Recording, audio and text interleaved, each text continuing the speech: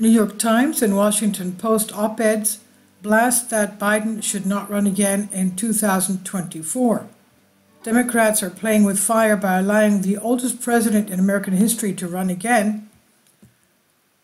The New York Times and Washington Post both published op-eds Wednesday, calling 80-year-old President Joe Biden too old to run for re-election in 2024. The articles come as the U.S. president faces an impeachment inquiry, and recent poll numbers show most people consider the U.S. president too old to serve in the White House again.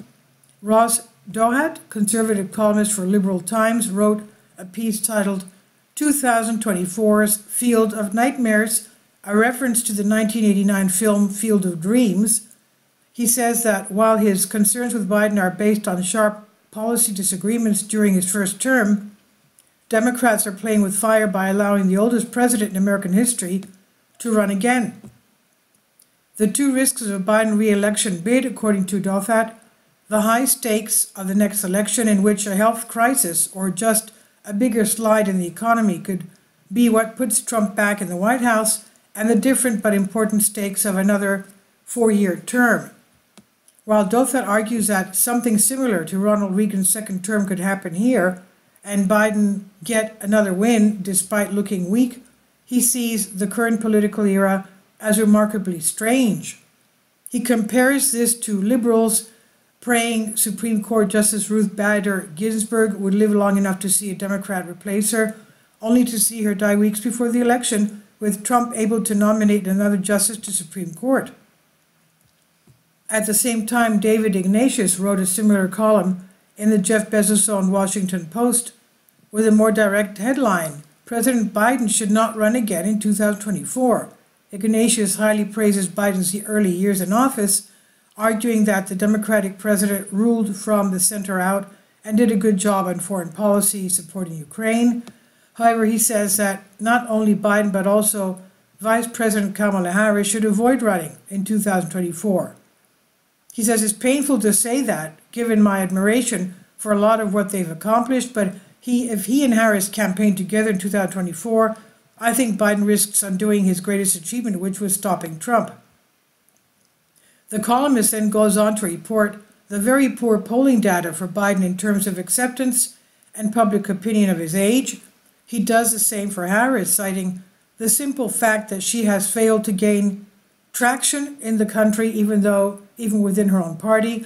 He's even suggesting that Biden replace Harris in her candidacy with Los Angeles Mayor Karen Bass or Commerce Secretary Gina Raimondo. Right now, there is no clear alternative to Biden, no obvious replacement awaiting behind him. This can be decisive for him that there is seemingly no one else, but perhaps he should trust democracy to discover new leadership in the electorate era. Although 80-year-old Biden is only 3 years older than 72-year-old Donald Trump, actually 77-year-old Donald Trump, there is a 26% margin between those who think Biden is too old and who think the former U.S. president is too old to serve another term. The Wall Street Journal poll taken August 24th to 30th and released Monday shows that only 36% of 1,500 voters polled think Biden is mentally fit for office, while 46% think Trump is mentally fit for the position. The latter shows 75% of the voters think Biden is too big compared to just too old compared to just 47 who feel that Trump is the same way about Trump. Those who feel Biden is too old include two-thirds of Democrats.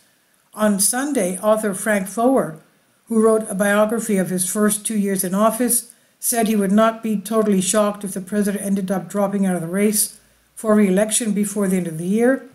When asked by NBC anchor Chuck Todd how he would react if Biden decided not to complete his 2024 presidential campaign, he said, "It would be a surprise to me, but it wouldn't be one